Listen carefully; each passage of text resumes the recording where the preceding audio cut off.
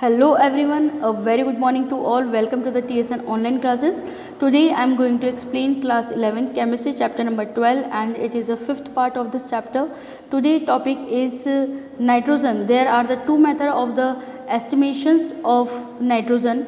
Nitrogen के estimation की to techniques हमारे पास में. The first is the Dumas method and the second is the कैजल्स method. In the Dumans method, the nitrogen containing organic compounds when heated with the copper oxide is in the atmosphere of the carbon dioxide yields free nitrogen in addition to the carbon dioxide and water. CX, HY and Z when combined with the 2X plus Y upon 2 and CuO, the product is XCO2 plus Y upon 2 H2O Z upon 2 N2 plus 2X plus Y upon 2 Cu. Okay, now apparatus are shown here. The next is the Cazel's method. In this method, the compound containing nitrogen is heated with the concentrated sulfuric acid. इसमें जो nitrogen है उसे concentrated sulphuric acid के साथ में गर्म किया जाता है and nitrogen in the compounds gets converted to the ammonium sulphate, और नाइट्रोजन जो है वो अमोनियम सल्फेट के अंदर कन्वर्ट हो जाता है. The liberated ammonia gas is the absorbed in an excess of the standard solution of the sulfuric acid. The amount of the ammonia produced is determined by the estimating unreacted sulfuric acid left after the absorption of the ammonia by treating it with the standard alkali solution. The organic compounds plus H2SO4 NH4 whole twice 2SO2 and the 2NaOH Na2SO4 plus 2NH3 plus 2H2O. एबिटस किस तरीके से arrange करने हैं और किस तरीके से work कर रहे हैं वो सब यहाँ पर शो किया गया है. Now drawbacks of this method, इस मेथड की क्या ड्रॉबैक्स हैं बेटे? It is not applicable to compounds containing nitrogen in nitro and the azo groups and the nitrogen present in the ring as nitrogen of this compound does not change to ammonium sulphate under this conditions. या जो drawbacks हैं वो इस method के वो ये हैं कि वो ग्रुप जिनमें कि नाइट्रो एजो ग्रुप जो हैं वो जुड़े हुए हैं या जो रिंग सिस्टम की हम बात करें जैसे पिरिमिडिन की हम लोग पैरिडिन की हम लोग बात करते हैं, तो ये जो सब हैं वो अमोनियम सल्फेट जो है ना, they does not change to the ammonium sulphate, ये उसमें चेंज नहीं होते हैं. The next is the halogens. Caras matter is a unknown mass of the organic compound is heated with the fuming nitric acid in the presence of the silver nitrate contained in a hard glass tube known as the Caras tube in a furnace, and the carbon and the hydrogen present in the compound are the oxidized to the carbon dioxide and the water. The halogen present forms of the corresponding silver halide. It is the filtered, washed, dried and the winged.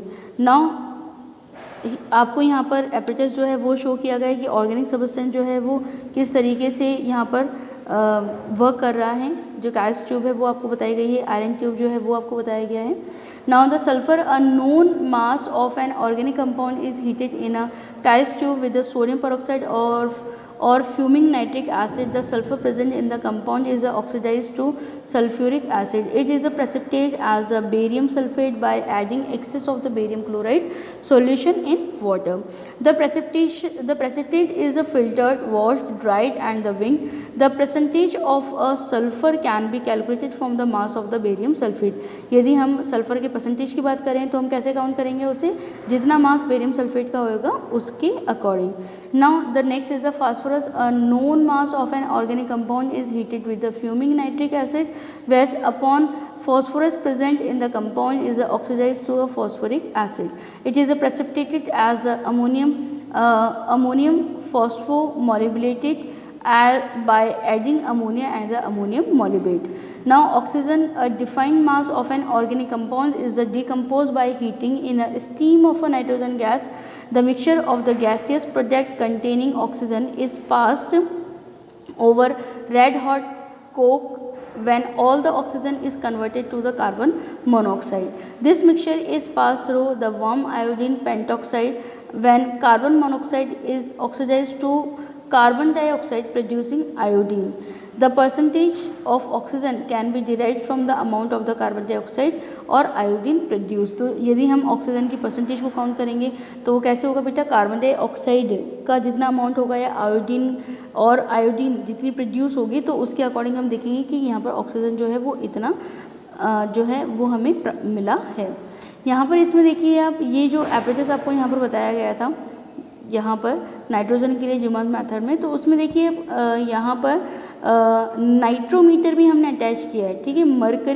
Mercury seal है और उसके बाद में नाइट्रोमीटर जो है वो attach किया है यहाँ पर, और जो सिलेंडर है उसके अंदर नाइट्रोजन है और उससे कनेक्ट किसे किया गया है, KOH सॉल्यूशन से, है ना। KOH सॉल्यूशन जो है उससे उसको अटैच किया गया है।